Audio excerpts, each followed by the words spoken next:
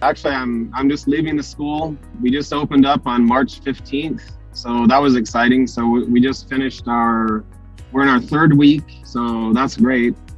And I'll be honest, Chen, if it hadn't have been for your system, I wouldn't have had the confidence to stand up to the board and have the right answers, because they actually had to make a provisional license for us just so we could open. Because the way the law was written, you had to become accredited first. It was backwards. So, they actually were saying, well, our hands are tied, we can't help you. But then we got the Speaker of the House here and some of the senators involved. They started working on the law. But the crucial part to all of this was that my confidence level and my ability to speak knowledgeably and eloquently and on point was because of the school blueprint. So thank you so much. I just can't say enough. And right now I'm keeping it a secret because I know there's other people that want to open schools here. So I'm not publicizing why I know what I know, but you may have some other people from here that contact you, and that's all good. There's plenty of pie to go around. But thank you so much. I can't say enough. The videos, going through all the videos. I started working on this a couple years ago, and we were trying to open in October. And so it took us 5 months to work through the Board of Cosmetology and all that nonsense, but we didn't give up. And we actually had students that put down payments. So what we did was creative financing, $5,000 down, and then they would get $5,000 off of the tuition of $15,000. So they would only have to pay the balance of $5,000. And so we used that money to buy our chairs, to buy equipment, to rent out the space, to get everything set up.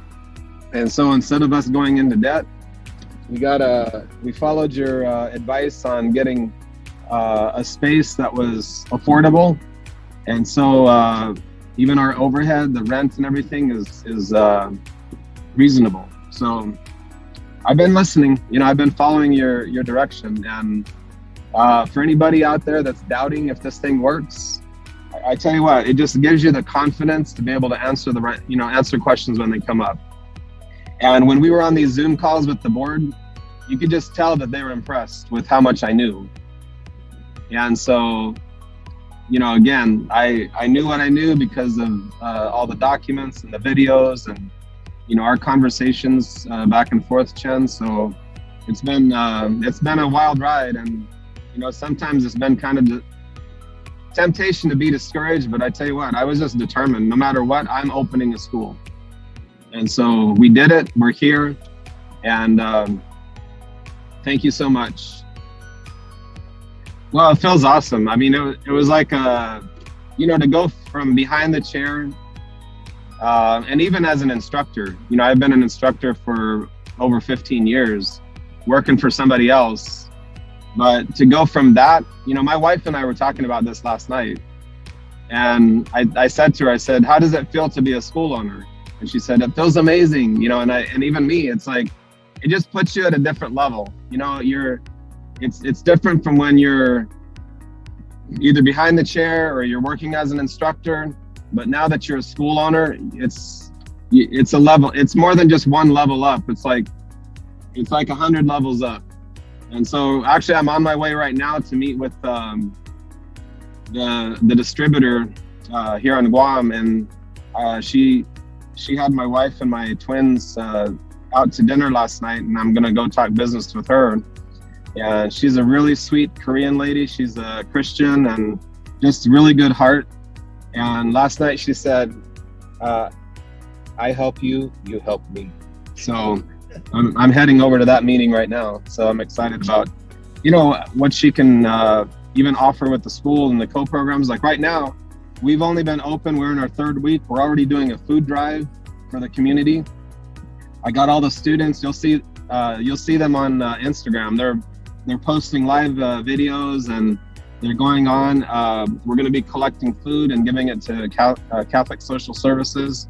And then each month we're going to go out and do community service haircuts, and and all of that is just part of not just giving back to the community, but it really gives us exposure. It gives them the opportunity to feel good about what they're doing. So we have a lot of stuff going on, even though we just opened. That's good. All right. Anything else you want to share with them, Daniel, or tell them? Well, that's about it for now. But I tell you, it's a great feeling. As a school owner, I feel like I've advanced beyond what I ever imagined. My goal was never to become a school owner. And so I didn't even think that I could or couldn't do it. But once I started seeing your ads and your videos, and that's kind of what sparked the interest. And then, once I went down that path, there was no turning back. So that's where I'm at. It feels good.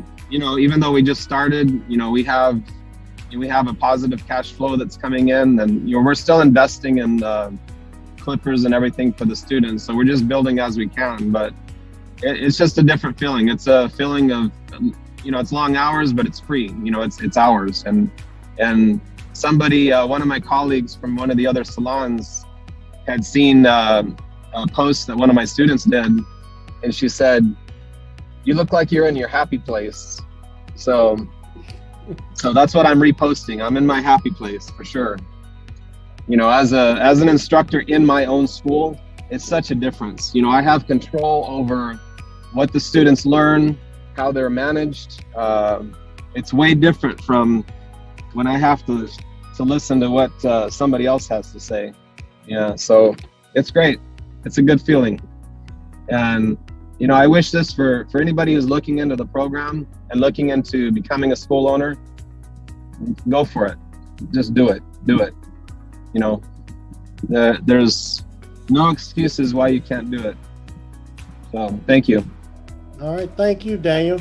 And I can't wait to interview you. You gotta let me know when you're ready to tell your story. Okay, will do. All right. God bless. All right, great. Thank you, brother. Thank you. Bye-bye.